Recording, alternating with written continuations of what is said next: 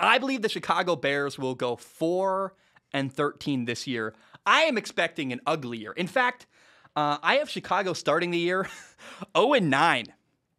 And then during their bye week, week 10, they change quarterbacks. Week 11, they start Justin Fields. He will become their new starting quarterback. And Chicago, in my opinion, is going to finish the year 4-4 and have some promise where people go, huh. And I think people are going to think twice about firing Matt Nagy by the end of the year if he can survive that long. Maybe not. He might, but I think winning 4 of their last 8 games might be enough for Matt Nagy to keep his job if people agree with what I'm about to say next. Now, there are some winnable games early on in the year. The Bengals, the Lions, the Raiders. But the Bears roster, in my opinion, has way too many problems and weaknesses for them to win even these games. Hey, who has a better quarterback, the Bengals or the Bears? Well, if it's Andy Dalton, I think the Bengals have a better quarterback. And who has a better quarterback, the Raiders or Chicago? I think the Raiders do, and the Raiders have an explosive offense. And the Lions, I don't love, but I ended up picking the Lions. I said, man, I think Chicago's going to start 0-9, which is brutal. But in my opinion, after this year, or maybe even during the year, Bears general manager Ryan Pace is going to lose his job. And the NFL is all about collecting talented players through drafting, through making trades, through free agency. And Ryan Pace has been inconsistent and, in fact, maybe even terrible at all 3 of those things that a general manager needs to do. In fact, one of the only good things Ryan Pace did, maybe the Khalil Mack trade was great. Maybe he overpaid. That's a debate for another day. But one of the best things I think he did is on his way out, hopefully on his way out, he gave Chicago their franchise quarterback, Justin Fields. I believe in Justin, and I also think that Justin Fields paired with Matt Nagy, who is a creative play caller and better than people think. I think Matt Nagy plus Justin Fields is a good match, but you got to give Justin Fields time to develop. They're going to start 0-9. It's going to be ugly. It's going to be really bad. And in fact, I think a lot of people are going to be tempted to play Justin Fields because of how bad the Bears' offensive line is. Don't do it. I'll get to why in a moment, but I think if you let Justin Fields develop, give him time, then we could see magic happen in Chicago. He could be the best quarterback you've had in a long time. But what you don't want to do is put Justin Fields on the field. You know, it's kind of a pun there. Not really, but it's interesting. His last name is Fields, Justin Soldier Fields. Anyway, what you don't want to do is put Justin out there before he's ready. Now, I have defended the Bears head coach, Matt Nagy, for years. And I blamed all of the Bears' problems on their former starting quarterback, Mitchell Trubisky. And I even did a topic. I'm like, hey, is Matt Nagy on the hot seat? I think he is. Right? I think his job is in danger and at risk.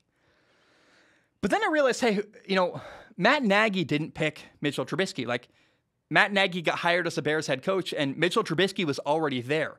Who's the person who drafted Mitchell Trubisky? Who's the person who not only drafted Mitchell Trubisky, but traded up in the draft to go get him? Ryan Pace made that happen. Ryan Pace is the person to blame. And then I look at this Bears roster. Their team is a mess. Oh my gosh. Suddenly, when I stopped drinking the Kool-Aid, I'm like, okay, what's happening here? And it's like, I've never seen The Matrix, but I know there's a moment in The Matrix where, just from inferencing and hearing, where like the main character's eyes just open up and they're like, oh, whoa, a whole new world. I had a whole new experience when I realized, oh my gosh, I look at this Bears team, there's problems everywhere. The person who's the problem is the person who built this roster, and that's Ryan Pace. And he must be clearly terrible at evaluating talent. The only things he could do is say, hey, clearly Khalil Mack is really good. And I think he listens to the media. In fact, they drafted Tevin Jenkins, who already got hurt out for the year. I'm like, did he see Brett Coleman's video and say, I'm drafting that guy? Like, I don't know. I certainly would not trust Ryan Pace. And I think it's very possible that he's literally listening to the media to figure out who to draft. I think that happens more than people realize. This offensive line in Chicago is not good. It is not good. In fact, they have a better chance to win with Justin Fields. I hope they don't put him out there early on. But because Justin Fields can run around and escape pressure, in fact, he might be the better answer at quarterback than Andy Dalton almost immediately, because at least he can run around and keep some plays alive. Where Andy Dalton's going to get sacked, I think, over and over and over again. And I fear they're not going to barely be able to move the ball. Now, the Bears starting right tackle Jason Peters, I want to get that right, The Bears starting left tackle, Jason Peters, is 39 years old. He's aging. He's not what he needs to be. And in my opinion, the entire Bears offensive line needs to be rebuilt. In fact, the only person I would keep is guard Cody Whitehair. Keep him, replace all 4 other guys, get a whole new offensive line. At corner, the Bears are very inexperienced. They have second-year starters, Jalen Johnson and Kindle Vindor, who Kindle Vindor sounds like a fake name. I was like, that's really his name. I had to share that. I read them like, oh my gosh, that's really his name. No offense to him. I just like Kindle Vindor is a hard name to say. It's kind of weird. Neither guy, Kindle Vindor or Jalen Johnson, has an interception in their entire NFL career. And there's weakness after weakness after weakness on this Bears roster. And I'm tired of blaming the wrong people. I'm like, okay, what's the real problem here? It's Ryan Pace. Now, there is some interesting talent. A broken clock is right twice a day. Receivers Allen Robinson and Darnell Mooney are awesome. I think Darnell Mooney's a speed demon.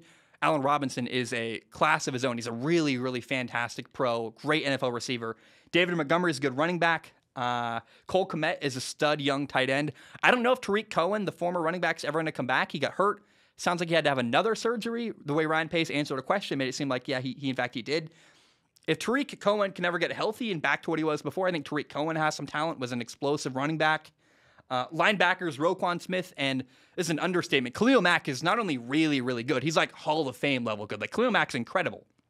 So, look, every team has a few good players, though. Having a couple good players doesn't make you a good football team. And veteran quarterback Andy Dalton is just not going to be able to win with a bad offensive line. I have no confidence in that. I think the guy's going to run for his life. And then I look at week 6, 7, 8, and 9. It's a gauntlet. You have the Packers week 6, then at Tampa, then the 49ers, then at Pittsburgh. They just signed TJ Watt. Pittsburgh is going to demolish whoever the Bears quarterback is. And this is why I'm hoping it's not Justin Fields. Like, do not throw Justin Fields to the Wolves for week 6, 7, 8, and 9. Protect the guy. Keep him on the bench. You have your bye week, week 10. Then put Justin Fields in. But a lot of people are talking about our strategy with Justin Fields. Wait till he's ready. No. Not only wait till he's ready, wait till he's playing teams that won't, like, kill him. Please, protect the guy. So I look at the Bears, man. They are a mess, and their general manager, Ryan Pace, is to blame. I really, really strongly believe in Justin Fields. I think he's a fantastic young quarterback that if he's given time to develop and given good coaching, which I actually, believe it or not, I actually think Matt Nagy could be the right coach for him. He's very creative, can get good play design. He did it with Mitchell Trubisky. He just had the wrong quarterback. No matter what he did, Matt Nagy was never going to win because Mitchell Trubisky could not make plays, had people wide open, wouldn't pull the trigger on throws downfield. Like, it just drove me nuts more than anything. Justin Fields is not that guy. He's a playmaker. And Justin Fields plus Matt Nagy is a good mix. Remember, Matt Nagy did not build this team. When you see the Bears losing game after game after game this year, the person you blame is Ryan Pace, the general manager. The Bears are going to go 4-13. They're going to finish strong. They're going to win 4 of their final 8 games. And my thought is, hey, Justin Fields is going to look good in the final 8 games. And people are going to go, there's a future here. We like Justin Fields. Maybe or maybe not, Matt Nagy, the head coach, is going to keep his job. But certainly I am, man, it's brutal to want someone to get fired. Although I think if there's anyone I've decided who is most detrimental to their football team in the NFL, it is the Bears general manager, Ryan Pace. By the way, was that a hit piece? I hope it's not. I hope that's not received as, I don't want to be ever the person who's like calling for people's jobs, trying to do a hit piece. That's not what's in my heart. But I look at that Bears team and I go, guys, it ain't the coach's fault. It's the way the team is built and the people they provided for the coach to work with.